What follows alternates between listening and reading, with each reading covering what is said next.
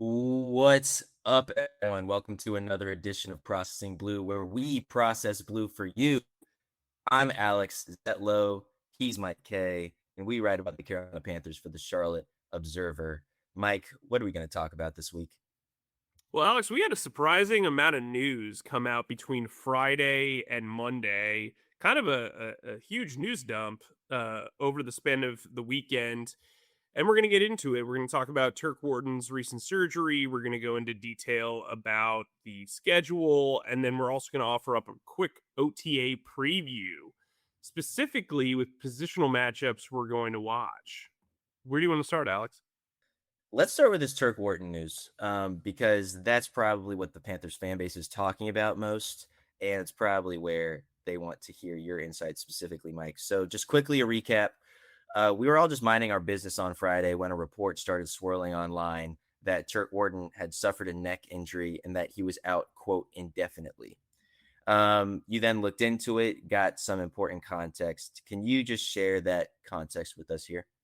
Yeah, so my understanding is that he started feeling discomfort, and Dave Canales later confirmed this about 2 weeks ago. Got it checked out by the medical staff. I know that their current medical staff is very big on getting imaging, and they looked into it. It required a procedure. It's anytime you hear neck injury, it's pretty notable, right? And I think it's the way it sounds kind of comparable to what Pat Jones went through, where Pat Jones was feeling the discomfort. Like the injury didn't necessarily, have all of its symptoms right away. So it's not clear how it was caused, but, it needed a procedure.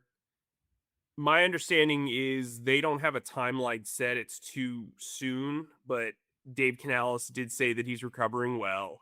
You always want to play it safe with neck injuries. He is guaranteed $14 million. I've seen a lot of people rush to judgment and say, "Well, can they get out of the contract?" No. Um, but you should be worried about about a human being's health anyway. I know we've been very critical of him on this show, but I think Turk's a good guy. He's extremely well liked in the locker room. So this is a blow probably from a leadership standpoint, the fact that he can't be out there, as well as the depth stuff that we'll get into. But in talking to folks, I get the sense that he will be back at some point. I spoke to a league source who was pretty adamant that he is expected to play at some point. He will likely start on the physically unable to perform list. The Panthers can take him off at any point before week 1 and have him on the 53-man roster. If he's on the PUP list entering week 1, he will officially be on the PUP reserve list. He will not count against the roster at that point, and he'll have to miss the first 3 games of the season, Mhm. probably 4. So I think they're in a situation where the Panthers know that they want to take this day by day. They did draft Lee Hunter. They do have some undrafted guys and some lower depth guys that are interesting. Cam Jackson's a guy who's going to have to play a little bit more. And I think they've put him on a plan to get him ready to play more snaps. And so we'll go into that. But I think just from the onset of all of this, they do feel optimistic that he'll play this year. But again, neck injuries are tricky, and we'll kind of see how it goes from there. Well, I'm glad you brought up Lee Hunter because we asked Dave yesterday, we're recording this on a Tuesday. We asked Dave Canales on Monday if they knew of Wharton's injury before the NFL draft. Essentially, if the Lee Hunter pick in the second round was at all influenced by the fact that Turk Wharton might not play for the first part of the season or perhaps a bulk of the season or whatever the case may be. And they said that no, they didn't know of the injury prior to the draft. So, one, we know that this is a pretty recent injury. And two, the Panthers were considering defensive tackle, defensive line depth without without the fact that Turk Wharton would be out. So I find that a bit interesting. Obviously, Lee Hunter is now going to be thrust into more of a leadership role, into more of a starter role coming into OTAs. Maybe not a starter role, but he's going to be in the mix a lot more. I know that they were already considering this a rotational sort of position anyway. Um, and as much as we like to just anoint Lee Hunter the next guy up, Dave Canales, and it just feels like this entire coaching staff is also really high on Cam Jackson. They spend a lot of time talking about him. They are really excited about him, despite the fact that for large stretches of last year, he was on the active roster, but inactive on game days. Um, uh, Obviously, his size is important, and these are all upsides. But when talking about depth specifically, do you think that the Panthers need to be in the market for a new guy? Is this a question of just developing who they already have? What's your take on the depth of position now that Turk Wharton's health is kind of in the air? Well, first, let's talk about Cam Jackson a little bit. He was a guy that kind of needed to adjust to the NFL game from a weight size perspective. He's a bigger guy, needed to be able to take on more snaps. And I think they've gotten him prepared for that.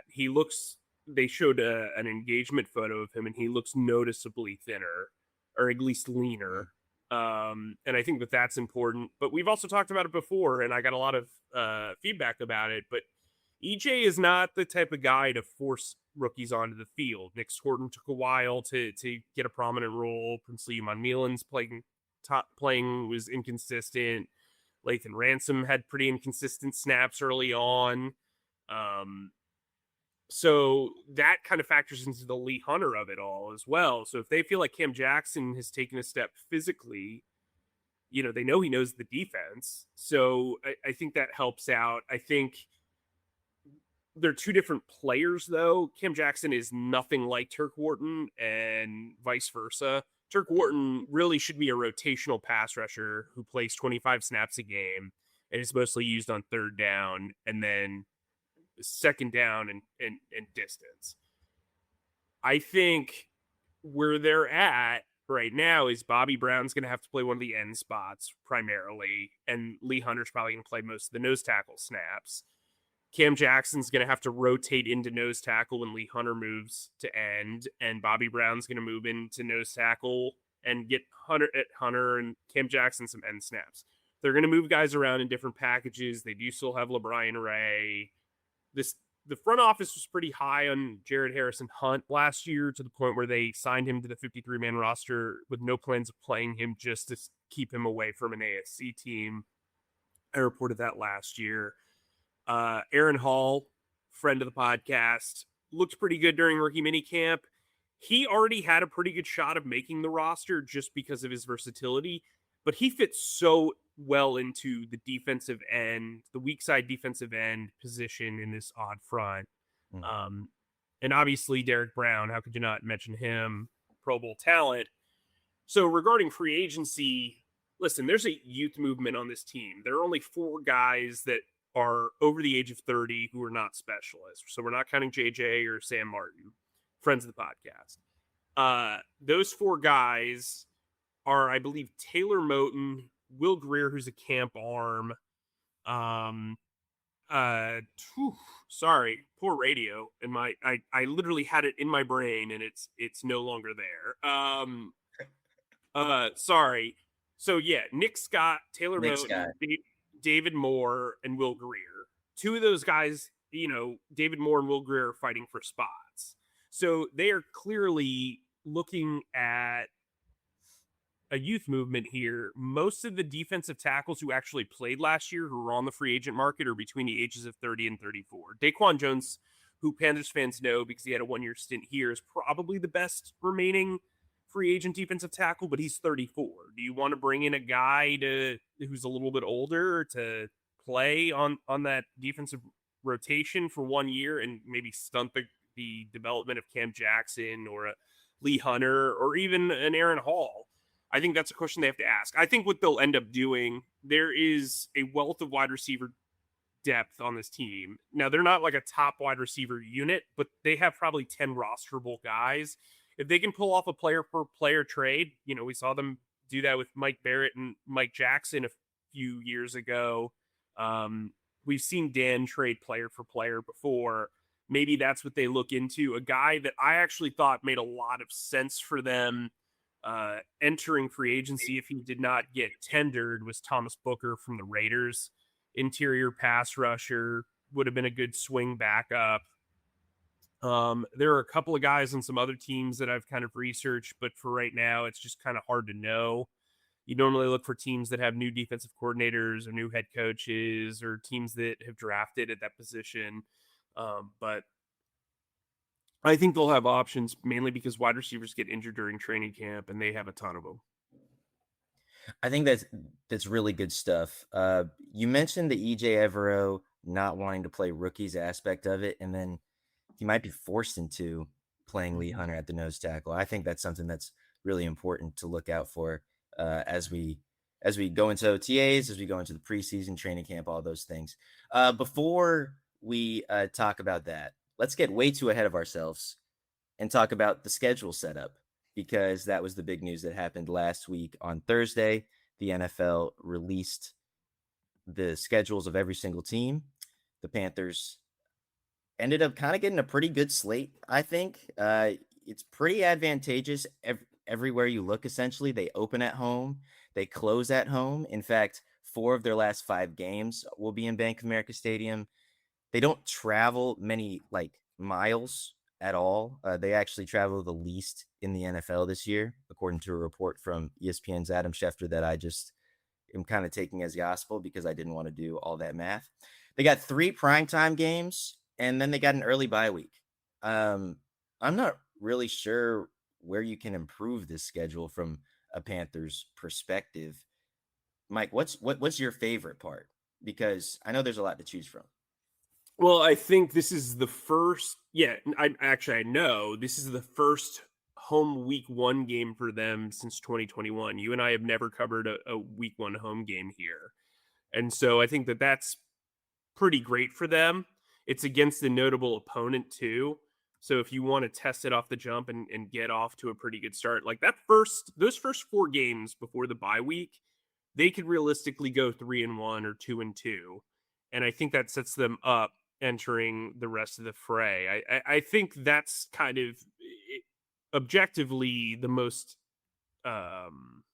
solid outlook for them, because I do think they can beat Atlanta. I do think they can beat the Browns. I think all 4 teams are beatable on that first month of the season. It's just a matter of how much more beatable they are than the Panthers, right? And so I think this is an opportunity to get off on a good start, which is something they have not done really dating back to the Matt Rule era, where Matt Rule had a really good start and then it kind of all fell apart.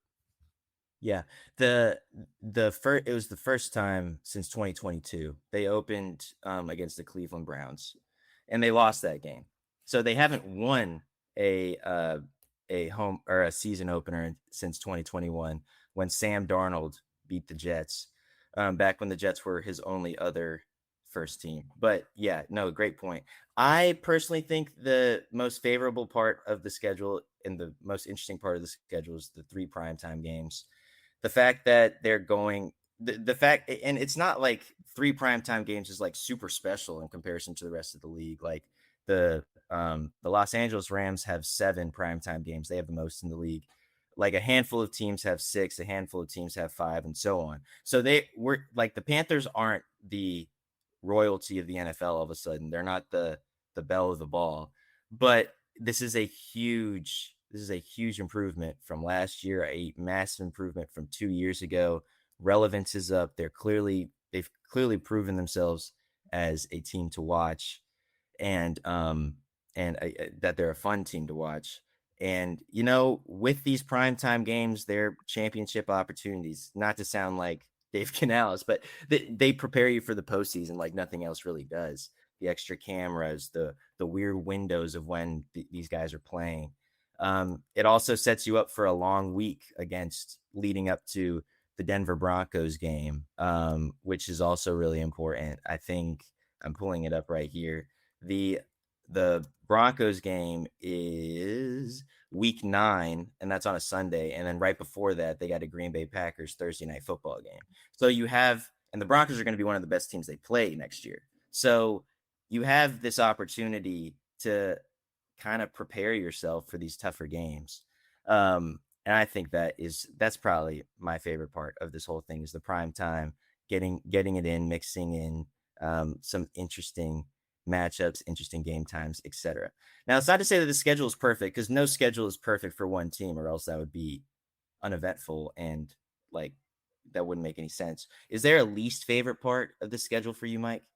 I think the bye week is way too early for them. It's like they've gone to different extremes where it's like they had the latest bye week last year. Now they have the first bye week this year. Ideally, you probably want it around week 8 to 12 or week to 10, week 8 to 10. Sorry, my brain malfunctioned when I was wrong about the week one history. So I'm just catching up. But thank you for correcting me. I appreciate it. We don't want to be wrong here on the Processing Blue podcast while we're processing. No, so I think while an early buy sometimes makes sense to regroup, if they're 3-1, you kind of don't want to take your foot off the gas, right? And then if they're not dealing with a lot of injuries, then well, you've got to make it through 13 more games without a bye week. Mhm. I think that's kind of where I'm at. It just kind of seems like they're always getting one of the extremes there. But for the most part, they don't travel a lot, which should be good for injuries. And to Dave Canales' point, if a guy starts off on PUP, maybe he returns by week 6 and then they go to Philly. So I will tell you this, there's like some hidden awesomeness for them as well in that the Eagles don't get a bye week after they had their London game and they're coming immediately home, and then you've got a well-rested Panthers team. So maybe they can get some revenge from the 2024 loss where they almost beat them. So I think there's some interesting divots in this in this schedule, but I think from a negative standpoint, if I had to nitpick, it would be the bye week. Yeah, that makes sense. I think that the Panthers just have a tough draw. Not the final week, not week 18, because that's good. That's against the Falcons. Bryce Young always plays well against the Falcons, and it's at home. But it's a tough draw 15, week 15, 16, and 17. Bengals, Steelers, Seahawks. The Seahawks are probably going to be Super Bowl contenders again this next year. The Bengals, if they have a healthy offense, are going to be just remarkable. And then the Steelers away is going to be tough. That 3 game stretch is brutal. But hey, if the Panthers are in the mix at that by that point, then I think Panthers fans will be happy. So, anything else on the schedule you kind of want to mention? We kind of hammered that home pretty good. Yeah. So as we initially reported, Friday the Panthers will have 2 joint practices. Dave Canales confirmed that they'll go to Jacksonville early. As we reported, they'll practice on Wednesday for a Friday preseason game, and then Houston, when they come here, they'll host them for a Wednesday practice before Friday. So, if you're a Panthers fan that's in Georgia and want to make the trip down to Jacksonville, you'll get to see them during training camp because that Mm, I believe is open to the public. Um, I think the joint practices are important for this team. They clearly value them, especially for the starters. And I think it'll be important for a couple of camp battles. Um, mhm. we saw Thomas and Coombe really step up last year, and I think that helped him make the team against the Browns. Like he was killing the backup offensive tackles last year. We saw Bryson Tremaine stand out against the Browns and the Texans. That helped him make the roster, I'm almost positive. And then, their offensive linemen who are really going to get tested here, and we've talked about the OTA battles. We'll get a little more into that, but I think these joint practices are really important for staging situational awareness and production, and I think that that's something that this team really values. Bryson Tremaine caught 2 touchdowns against the Browns Mm-hmm. in that in that joint practice, and that's like you said, a massive reason why he showed up on our radars. They were obviously already on. He was obviously already on the radars of Dave Canales and Brad Isaac, but he showed up on our radars and kind of just became the 6th receiver out of nowhere. And now all of a Mm-hmm. sudden Hunter Renfro gets cut, and all these things happen. And the wide receiver battle was just crazy last year. And I hate to say it, it looks like it's going to be crazy again this year. And that's why when we talk about most anticipated battles in OTAs next week, that's where my brain and my eyes immediately go is this wide receiver room. Obviously, you got Tedero McMillan and Jalen Coker at the top of the wide receiver depth chart. But what are you going to do with Chris Brazzell? Is he going to be the rookie? Is he going to be a third guy? Is he going to be your Z receiver and you're going to put Jalen Coker in the slot? Probably, but you have to kind of work this out, particularly with Xavier Legette, another first round wide receiver, that Z prototype guy. The Brazzell Xavier Legette competition is going to be interesting. You also have John Mechie, who the team brought in, who has previous experience with Bryce Young. And you also have Jimmy Horn, who you drafted a year before. You have Bryson Tremaine, who has not only special teams acumen, he can also play receiver quite well. He has good height. He's pretty fast. Um, and like I said, his special teams usage is important from a perspective of every time you make him active on a game day, he's going to contribute. And then and you can just keep going on. So I think the wide receiver room is just endlessly fascinating. The entire just discourse about the wide receivers last year was, okay, are you going to have 7 wide receivers on your roster? Are you going to have 6? Who is your 7? Blah, blah, blah. And I think we're probably in for a repeat discussion of that. And I didn't even mention David Moore, the Dave Canales, ultimate disciple who is really important to the to the gelling of last year's wide receiver room. So that's most interesting to me. Mike, I thought what you said last week about Xavier Legette maybe getting more reps as a kick returner is interesting. That's something that we can look at in OTAs as well, because we get a chance to see who is taking those reps. But yeah, like seeing who kind of stands out among these wide receivers is most interesting to me. Is that the position that's most interesting to you, or do you want to bring up another one? I think left tackle and center are the two offensive line positions I'm really focused on. I think it depends on how the coaching staff views Luke Fortner. If they only see him as a center, I think this battle is really a two-way battle between Fortner and Sam Hecht. And I think it's going to be very even till the end. I don't know that they're going to name a starter as quickly as they did right before the Houston practice, like they did last year with Austin Corbett. I think Rasheed Walker is going to have to show off a lot of athleticism to beat Monroe Freeling, especially before the pads come on. We'll know pretty quickly who is kind of the ace in the hole from an athleticism standpoint, which I'm guessing will be Monroe Freeling, just because he's a freak. And then once the pads come on, you have to be able to deal with the toughness of it, but just genuinely from OTAs, because there will be no pads, it's about seeing the athleticism. It's about seeing guys who can get on their spots, who feel comfortable next to Damian Lewis.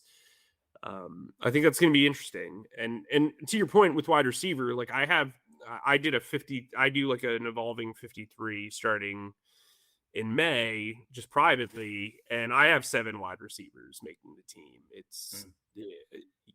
I mean, unless they find a trade partner for Legette or Horn, I don't see them quitting on either one of them. I know that there's a lot of talk of, hey, what happens now with how crowded they are, or what happens to David Moore? Is David Moore one of those guys that is a veteran that you keep on the practice squad, and he's basically a player coach? How does that all work? Jasim Reed's a guy who's been impressive Yeah. behind the scenes. So I think the Panthers are going to have a really interesting wide receiver battle. And during OTAs, we get to see all the athleticism. Like we said, it's similar to the rookie minicamp, where you're going to get to see these guys just run shorts. So as far as gleaning anything from that, I don't know. I mean, Jimmy Horn was lighting the world on fire, and he got, I believe, 11 catches last year. So again, You can't get overwhelmed by what you see in OTAs, but I do think it'll be an opportunity for guys to get off to a good start heading into the break before training camp. And mandatory minicamps typically where you kind of get a feel for how they see the depth chart heading into training camp. So we'll see how that all kind of culminates. But yeah, left tackle, center, wide receiver, pretty big. I also think inside linebacker is going to be interesting to see how Trevin Wallace works with Devin Lloyd. So you're seven. So you're seven receivers as of right now. Maybe you don't want to disclose it, but you're I mean, seven. I'll say it right now. On Go. paper, let's say you can't find a trade partner, would be McMillan, Coker, Brazel, Leggett, Mechie, Tremaine, and Horn. Here's the thing, though. If you're paying Mechie, who's now a vested veteran, to be the backup slot receiver, I don't know that that's a great situation for him or for you. I also don't know that Tremaine is a better special teams asset than Felipe Franks, because if you're keeping 7 wide receivers, you're probably only keeping 3 tight ends. So that's something also worth watching. I think the Panthers are going to have to be really creative with how they do their 10 pass catchers between tight end and wide receiver. And if you can find somebody to take Horn or Leggett, maybe that opens up an opportunity for Felipe Franks or Bryson Tremaine or what have you. But there's so many different ways they can go. They have at least 10 roster-worthy players at that position. And if you include tight end, all 5 tight ends have NFL experience, can play in the NFL. So you've got about 15 guys. You've got about 15 guys fighting for 10 to 11 spots. Like, that's pretty compelling. You can't say that even about the offensive line. The offensive line, you maybe have 12 guys competing for 10 spots. So it's compelling. It really is, and we're going to keep you abreast of the situation throughout the weeks on Processing Blue and on CharlotteObserver.com. There's nothing better than training camp roster math. You can just feel wistful about it. How can you not be romantic about OTAs? Absolutely. Anything else? That's all that I have written down for our rundown. Anything else before we get out of here, Mike? Yeah, I have a mailbag that just ran this morning.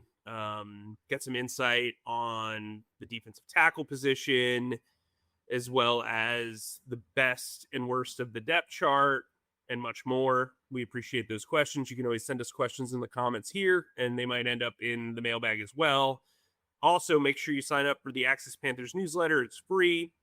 Alex and I take turns during the off season. You'll get it in your inbox on Mondays. You'll also get alerted whenever there's breaking news, so you can avoid the clutter of social media if you want to, whether you're a Blue Sky person or an X person, or you just like Instagram, or you don't like any of them. We're here for you. You can see this QR code if you're on YouTube. Just scan it, and boom, you're right there for Access Panthers. It's something we take a lot of pride in.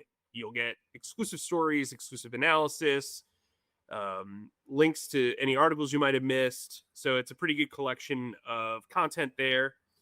Also, we've got some pretty good weeks coming up on the Processing Blue podcast. Maybe we'll have some of your favorite underdogs on the podcast with interviews. I know these past 2 weeks we haven't had a ton of them, but we got some stuff we got some stuff cooking. Maybe you'll hear a former voice or from a former player who is going to fill you in on where they're at with their career. So Alex is frozen, and I guess I'll handle the goodbyes of it all as we go into our closing.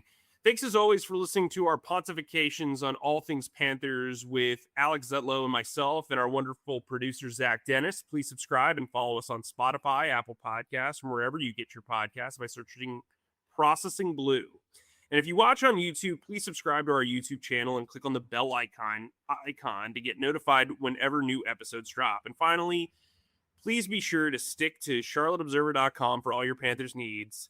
Alex, not that you could any other way, stay humble, stay creative, and keep processing. Zach, that's a wrap.